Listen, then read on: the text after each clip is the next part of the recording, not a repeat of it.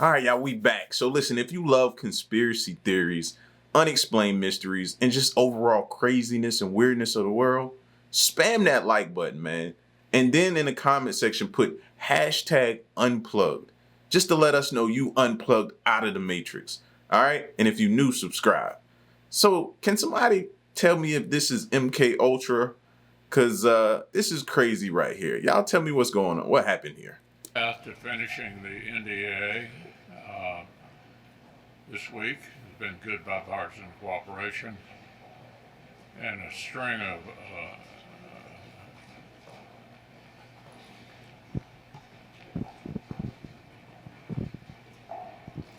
Bro, he just glitched out.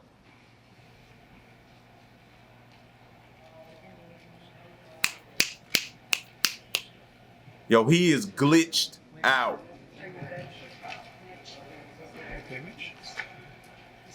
Anything else you want to say, or should we just go back to your press? Do you want to say anything else to the press? Now, I know this can be credited to old age, but that was pretty creepy. I cannot lie to you. That there, I don't think I've seen something like that, where he just literally just froze and just like glitched somewhere. I don't know, man. You hear the stories about people talking about we programmed. Looking at something like that kind of makes you think it's a program. That's all I'm saying.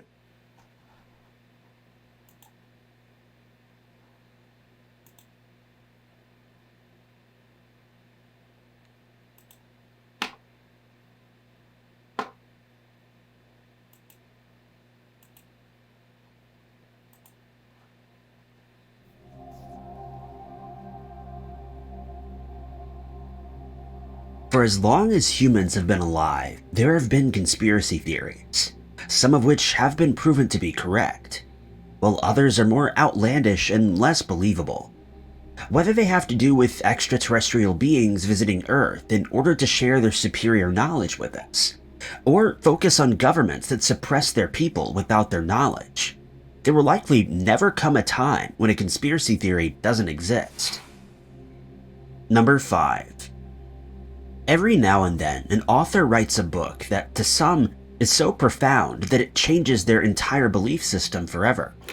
One such example is Dianetics, the Modern Science of Mental Health, which was written by L. Ron Hubbard and serves as the cornerstone for the beliefs and practices of the Church of Scientology. Another example of this is a series of books written by economist and French theorist Zecharia Sitchin called The Earth Chronicles, in which he lays out his interpretations of ancient cuneiform tablets that hail from Sumer and Akkad.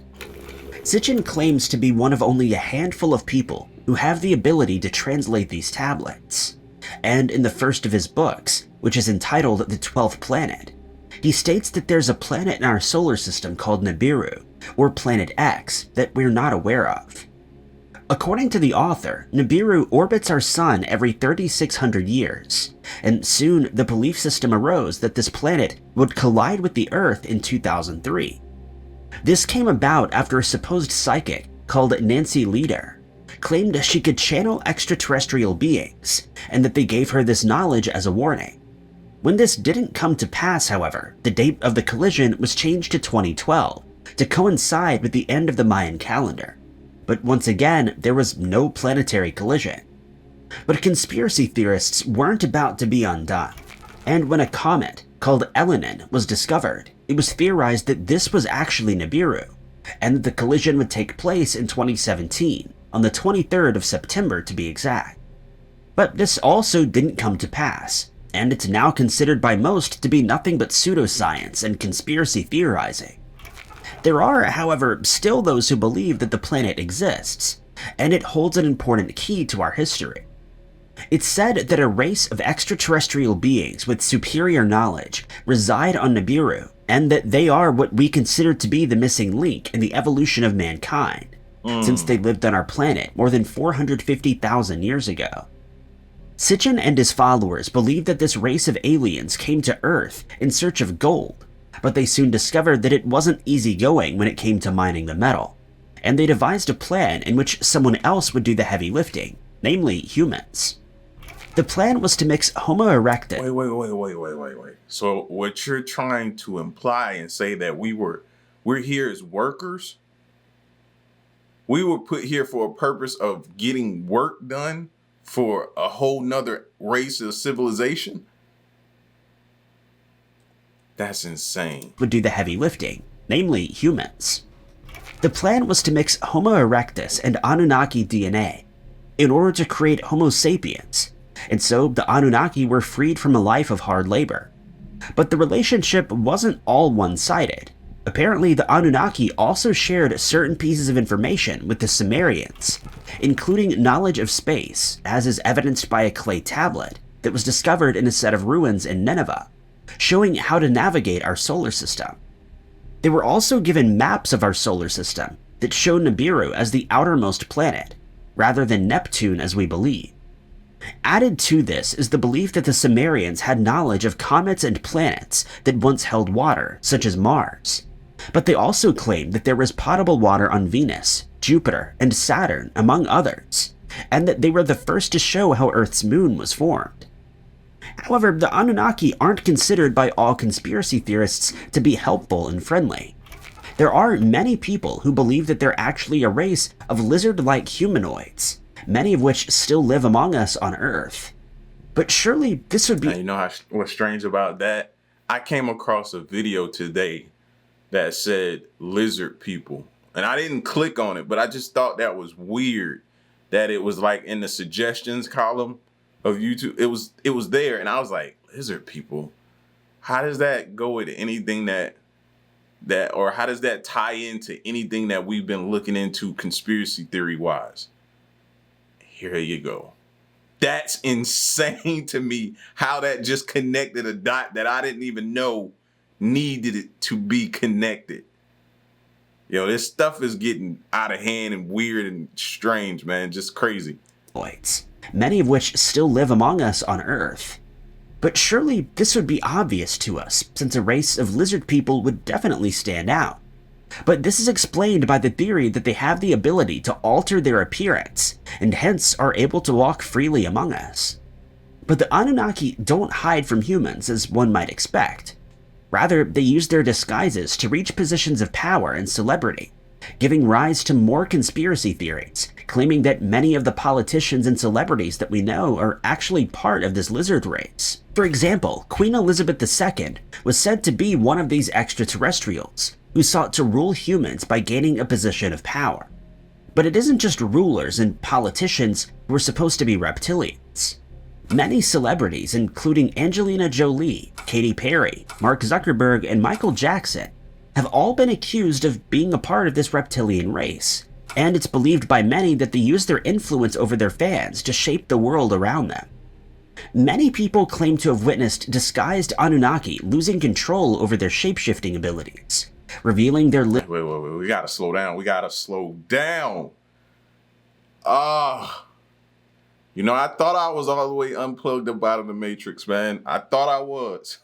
You might have thought you was all the way unplugged too. What are we hearing right now? What is going on? Yo, my brain is just like churning right now, going back through anything I've ever known or thought to be true. Lizard eyes or reptilian scales instead of skin. But as with many conspiracy theories, there are those with cooler heads, such as Dr. Michael S. Heiser, who believes that the Sumerian texts have been wrongfully translated by Sitchin. One example is a translation made by Sitchin of the word Nephal, which he believes refers to rockets used by the Anunnaki. This interpretation led to the belief that the Anunnaki were the Nephilim, but Heiser maintains that there's no proof anywhere in any ancient text, including the Sumerian clay tablets, where the word Nephal is a reference to the Nephilim. Those that oppose the Anunnaki conspiracy theory believe that Sitchin didn't have the necessary schooling to translate the clay tablets properly, and instead he decided to fit the translations around the beliefs that he wanted to indoctrinate his followers with. Sitchin passed away in 2010, but his theories have lived on, and in fact his website, enkispeaks.com, still exists. The site is filled with theories about the Anunnaki, including claims that they know they were godlike, but withheld this information from humans in order to decide our fates without our knowledge. Then there's the less popular theory that the Anunnaki make up part of a group of people who shape the Earth's history, economy, and rulers called the Illuminati. It's said that this group consists of enlightened individuals who use their influence to run the world as they see fit. This group is said to instigate wars, bring chosen people to prominence and power, and influence the media in a way that will eventually have an impact on the world, whether that impact be economic, political, or social. It's also said that they seek to create a single global currency that will bring the countries of our planet closer together. But in reality, it's a thinly veiled plan to control as many of the masses as possible, according to conspiracy theorists. See, it always boils down to control. Why?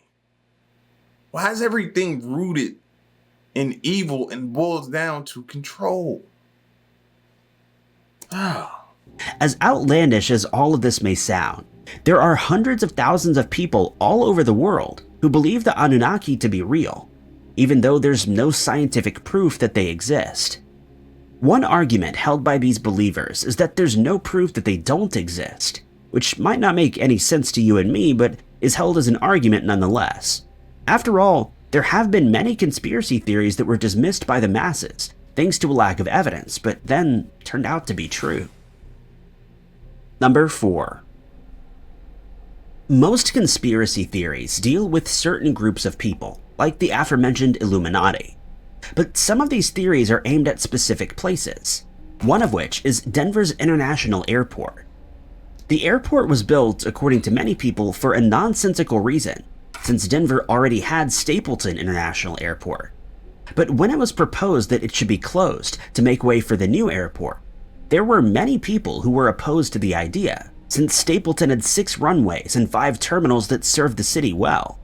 But planning went ahead, and in 1995, Stapleton was officially closed, after which it was redeveloped to become Central Park, Denver's biggest residential neighborhood. Many people think that this is where conspiracy theories surrounding the airport started, given that the new airport had fewer facilities and it seemed to be a nonsensical change that could only serve some unknown nefarious purpose. This belief was only fueled by the fact that Denver International took much longer to build than was planned, and because the budget for its construction seemed far too high. When people learned that the airport had been constructed to include underground tunnels, it only fueled the flame of conspiracy, and conjecture ran rampant. Authorities assured members of the public that the tunnels were to be used for a baggage conveying system and to house a train that runs between the terminals, but this did little to dissuade those who had already decided that there was something amiss. Once again, we run into the Illuminati and a race of lizard people. Some conspiracy theorists believe that these underground tunnels are meant to be used as bunkers by these two groups when the world comes to an end one day, though it isn't certain how they would survive after the apocalypse has come and gone. Others believe that the tunnels reach much further than we're being led to believe, since they're rumored to be connected to the North American Aerospace Defense Command, which would mean that at least one of the tunnels is around 100 miles long. This would then mean that the tunnels were constructed using technology that we aren't aware of, since Denver International has only been in existence for 28 years, and using machinery known to us, it would take much longer to construct a tunnel that reached that far. Sometimes it only takes the mere mention of a certain phrase to ignite a conspiracy theory. When it was discovered that the airport's dedication marker mentioned the New World Airport Commission, who displayed a major part in its construction, tongues were sent wagging, and it was theorized that the airport had ties to a New World Order, which is rumored to be a totalitarian government that clandestinely rules the entire planet. To make matters worse, there was no record of an organization called the New World Airport Commission, and conspiracy theories believe that they'd hit upon something that was meant to be kept from the public. Right. Now, we all know that certain conspiracy theories are born out of ignorance, and that certainly seems to be the case in one of the theories surrounding Denver International. Members of the public started noticing strange markings on some of the airport's buildings, and many believe that this too pointed to a secret society like the New World Order. The fact is, however, that these markings refer to the periodic table of elements, and the Navajo language, which is spoken by the people native to New Mexico and Arizona. But still, this theory is believed by thousands of people who see the markings. Next, conspiracy theorists targeted the airport's runways. Despite it being proven otherwise, people started claiming that the runways were laid out in a pattern that's reminiscent of the emblem worn by German soldiers during World War II. Whoa. In truth, the runways— As soon as he said it, I kind of zoomed out with my eyes, bro, and could see it. Can y'all see it? I see it. do somewhat resemble the symbol, but it's considered quite a stretch for people to claim that the construction was intentional, since the runways were built this way to avoid delays in arrivals during bad weather, which was a major issue with the parallel runways that existed on Stapleton Airport. No conspiracy theory would be complete without a mention of the apocalypse, and Denver International Airport is no exception to that rule. Add a series of coincidences to a misunderstood interpretation, and there would be no limit to the theories that'll spring up. This has to do with a sculpture that was created by an artist named Luis Jimenez. The piece features a massive horse, more specifically a blue Mustang that has glowing red eyes, and this earned it the moniker Blucifer. Conspiracy theorists believe that the sculpture represents one of the four horses of the apocalypse, despite the fact that Jimenez repeatedly stated that the eyes were meant to represent the American West's wild spirit. But this theory only gained traction after an unfortunate coincidence involving the sculptor's creator. Jimenez was involved in an accident, during which a piece of the massive horse fell on him, and many people took this as proof that it had a nefarious purpose. Then there's the artwork that adorns many areas in the airport. The first theory surrounds depictions of gargoyles that can be found around the airport. Look at this thing, bro. This just screams demonic to me. I don't want to be within. I don't care, bro. I don't want to be within 5 miles of this thing. Do you see this? Yeah. No. Thank you. Some believe this to be a sign that evil is at play here, when the fact is that the gargoyles were used in the past to do just the opposite. Ward off. Statues of gargoyles were placed on castles and other buildings to watch over not only the buildings, but the people that lived in them. Ward But off many bad people spirits. believe that they were placed at the airport as a symbol of the evil that exists inside and under the building. Another issue with the artwork concerns murals created by Leo Tanguma. People have pointed out that these pieces include elements that are reminiscent of Hitler's party, and that this shows that the airport is run by an underground fascist society. However, once again, the opposite is true, as Tanguma has stated that the murals are meant to convey depictions of peace around the world, and the restoration of our planet's environment. Last but not least is the conspiracy theory that the Illuminati headquarters are situated beneath the airport. I mentioned earlier that the airport's construction cost a lot more than originally budgeted for, and conspiracy theorists believe that it's only thanks to funds provided by members of the Illuminati that construction was completed at all. Lending further credence to this theory is the fact that a time capsule was buried at the airport, which contains a Freemasonry emblem, and this was enough to garner suspicion from conspiracy theorists, who quickly linked the airport to the supposed clandestine organization. This proves again that if someone is looking for a conspiracy theory, they'll find a way to make it relevant to whichever subject they choose, and it may prove impossible to prove them wrong. Number 3. I'm sure we've all become familiar with the conspiracy theory that's gained a lot of traction in recent years, that claims that the Earth isn't round but flat. Yes. Much has been said about the subject from believers and detractors alike.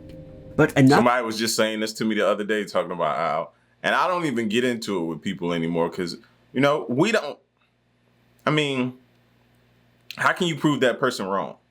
You know? But they were just talking to me about the Earth being flat and going in about it. And this time I just listened. Another theory about our planet has seen the light of day recently, and it's called the Hollow Earth theory. This theory became popular after an Instagram post claiming that the Earth is hollow, gained a lot of attention, but its origins date further back than you may think, despite it starting out as a genuine scientific proposition. In 1692, Edmund Halley, the famous English astronomer after which Halley's Comet is named, suggested that the Earth doesn't consist merely of layers and a core, but instead contains a number of spheres, each of which spins in a different direction.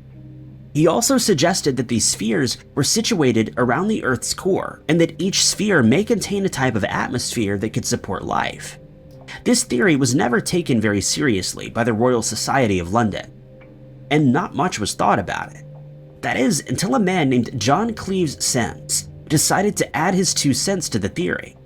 In 1818, Sims suggested that it was possible for us to reach these spheres mentioned by Halley via holes that are situated at the North and South poles. These holes quickly became known as Sims holes. This theory would become even more popular in the 1960s, after a photograph taken by the massive ESSA-7 satellite showed the North Pole from space, and it contained what looked like a massive hole in the Earth's crust. Sims held that there wasn't just vegetation and fauna under the Earth, but proposed that there may be a race of humans living beneath our feet. People. He also suggested that it isn't just the Earth that's hollow, but the entire universe. So convinced was Sims about his theory that he planned to travel to the poles to find the access holes, and he started gaining followers who shared his beliefs. In 1822, he secured a chance at a vote in Congress that would see him receive the funding for his expedition, but the idea was quickly dismissed and he never got the chance to prove or disprove his theory. But the idea didn't die there. In fact, it's proven so popular that books have been written about it. People have created websites dedicated to the belief, and some have even considered traveling to the poles to find for themselves whether it's true. The theory also has different variations, with some people claiming that there are, in fact, no spheres under the Earth's crust, but just a massive void that may hold all sorts of animals and plants that we've never seen before. Others claim that the Earth has no core, but instead has a sun that sits in the exact center of this massive chasm. This sun is then cited as the source of heat and light that these planets and creatures need to survive, and that they don't only survive, but thrive beneath the Earth's surface. Taking Sims' theory about a hollow universe one step further, a man named Cyrus Teed, who eventually became a cult leader, theorized that our entire universe is actually situated inside of a giant shell. This would mean that we're living inside of a hollow structure. This begs the question, if we're living inside of a structure, how are we able to observe the universe and all of its stars, planets, and other celestial bodies?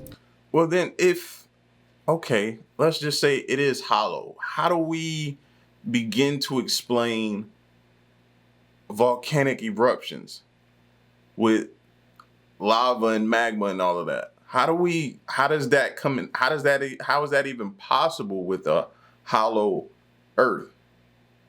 That's where I'm kind of lost at.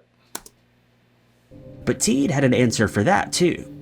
He claimed that what we see when we look up at the night sky is nothing but an illusion, and that the stars are just reflections from a solar mechanism that creates this illusion.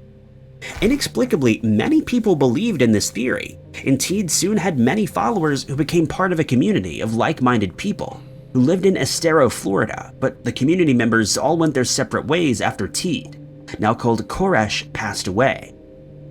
Other theories about Hollow Earth suggest that the lost tribes of Israel were taken to live beneath the Earth's surface, and that this is where both heaven and hell are situated.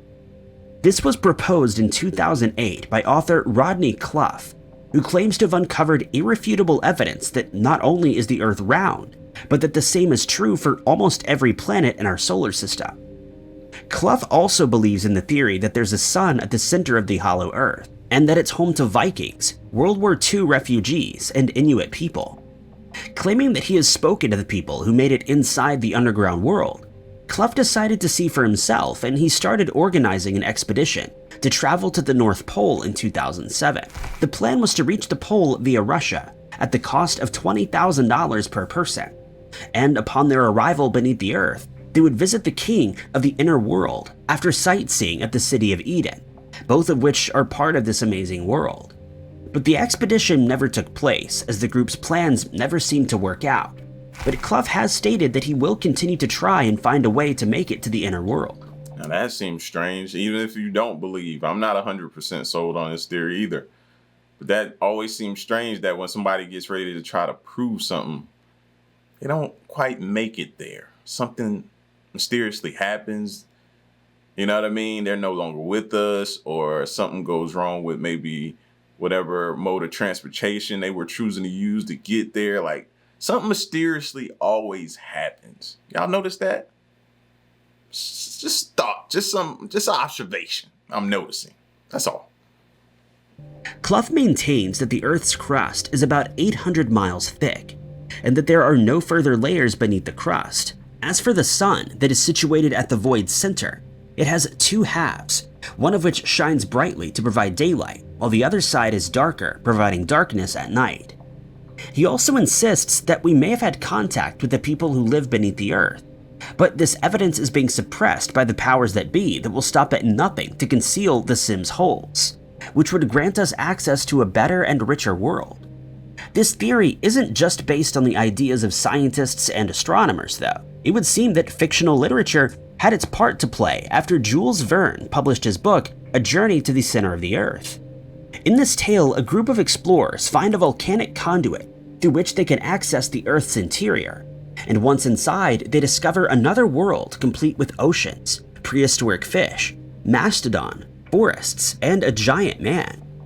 This gave rise to similar pieces of fiction that became the basis of today's Hollow Earth theories, that include a race of advanced humans that live in the inner Earth, accompanied by animals that dwarf the ones on the Earth's surface. It's also said that the jungles under the Earth teem with wildlife, and that there's a constant aura that provides light for these jungles to thrive, which in turn provides sustenance to the animals that live within it.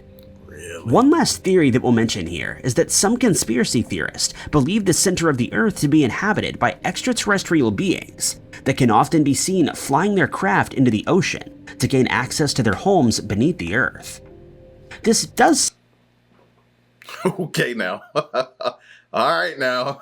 Y'all going a little too far now, because that's connecting some dots, man.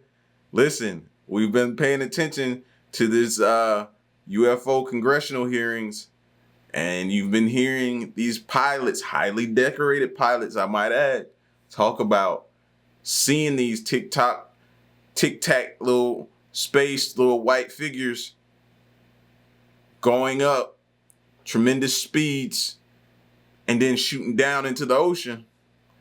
And then you hear this. Okay, now, y'all stop playing.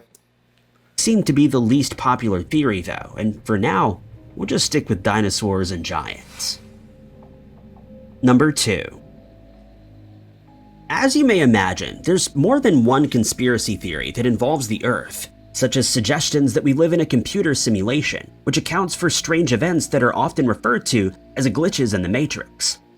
Others believe that our planet isn't actually in space, but that it rests on the back of a giant turtle, or in some cases an elephant that's making its way across the cosmos.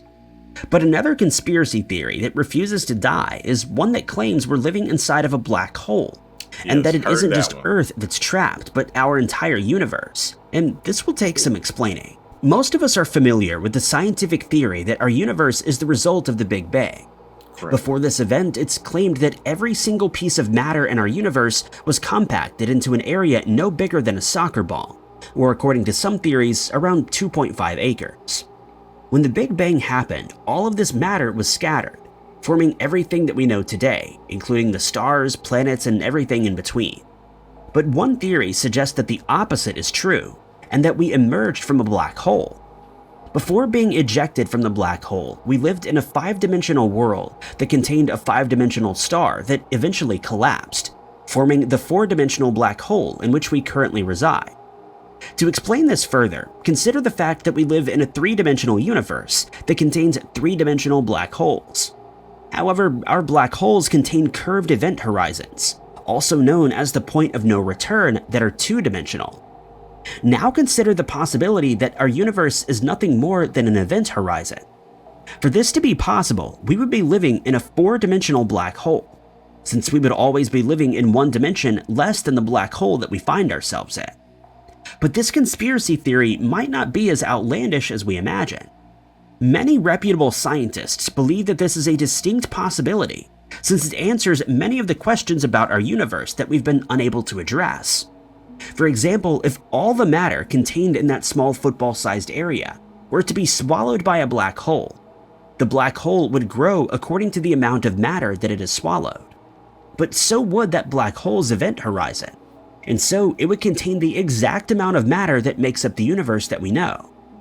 But we may not be the only ones living inside of a black hole. Physicist Nikodem Poplawski has theorized that there may be an entirely different universe inside every black hole that exists, and each of those universes can hold any number of planets similar to Earth.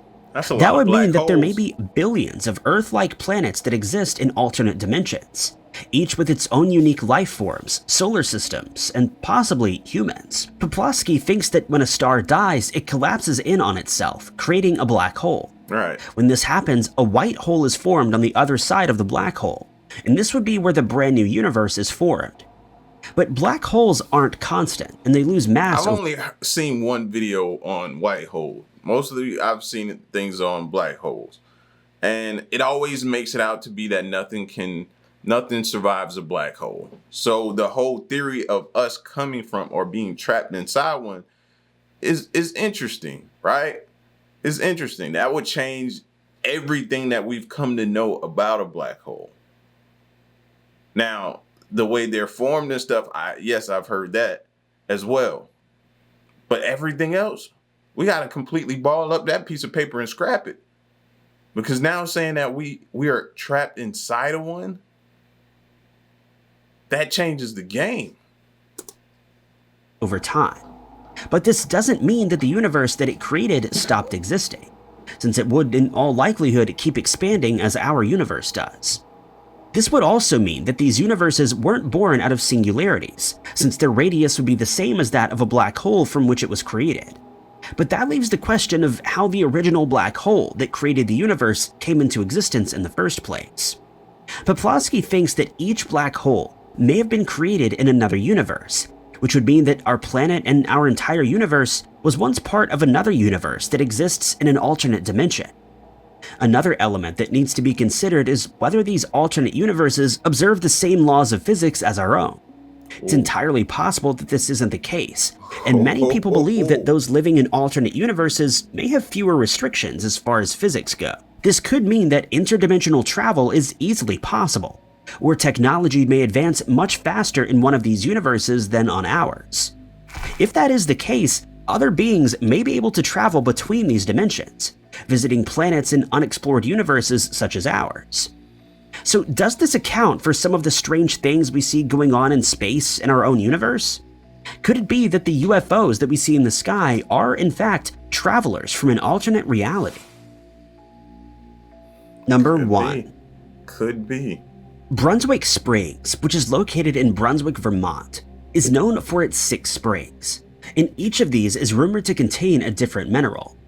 The setting of the springs is idyllic, with flowing streams, green vegetation, and amazing scenery.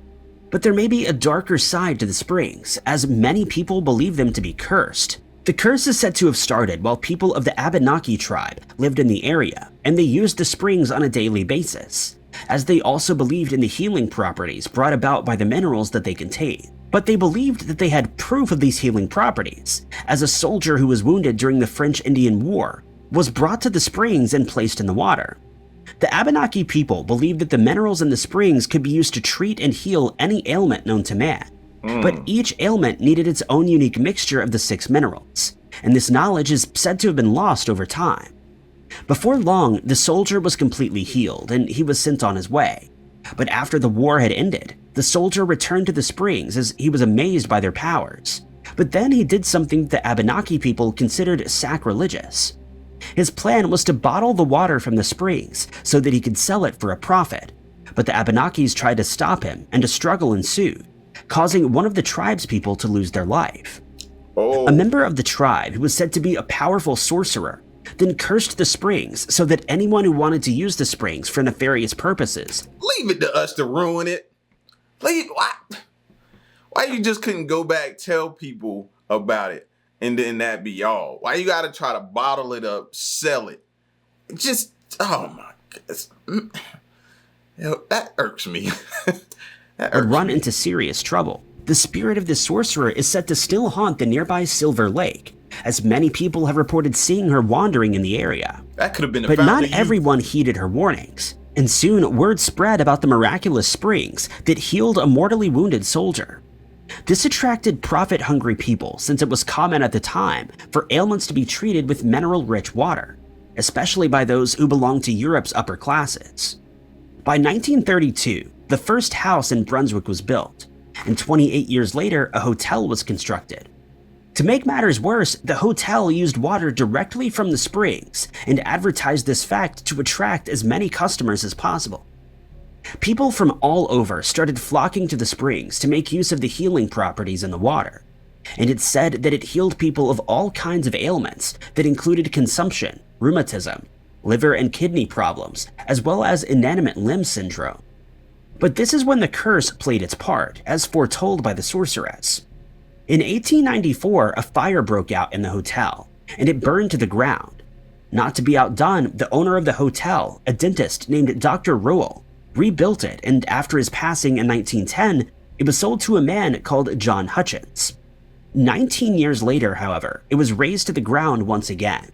But Hutchins decided that he too wouldn't give up, and he built 2 more hotels on the same land, despite knowing that the curse may bring further disaster.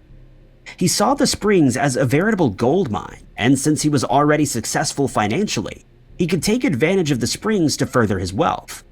Hutchins was aware of the supposed curse but chose to ignore it. He didn't believe it to be true, but he should have heeded the warnings, as his other 2 hotels suffered the same fate as the first when they were destroyed by blazes. It was ruled that one of the fires had broken out when paint containers that were being stored at the hotels caught alight. But many people believe that it was a result of the sorcerer's curse, since the cause of the other 2 fires was never determined. But the tales of the curses don't end there. At the beginning of the 1800s, rumors began to spread that there was a strange and elusive creature, which they called the Wejug, living in the woods surrounding the springs, terrifying the people who lived in the area at the time. Locals described the creature as something similar to a bear, but it was no normal animal. It's said that this creature had the intelligence of a human, and it would be seen acting like a person. On one occasion, one of the creature's young was reportedly seen by Samuel de Chaplin, a French explorer, as it threw pine cones at his fellow explorers while they were traveling through the area by boat. Those who claimed to have seen the strange creature reported that it walked upright on its hind legs like a human, and if anyone tried to cause it harm, it would seek them out and exact its revenge upon them. Some people Sounds like a bear to me. Bears stand upright, and boy, they could be vicious. Sounds like a bear to me. reported seeing the creature filling up buckets with tree sap, which it used as sustenance. The beast was said to be very aggressive, and anyone who came across its path was warned to flee as quickly as possible.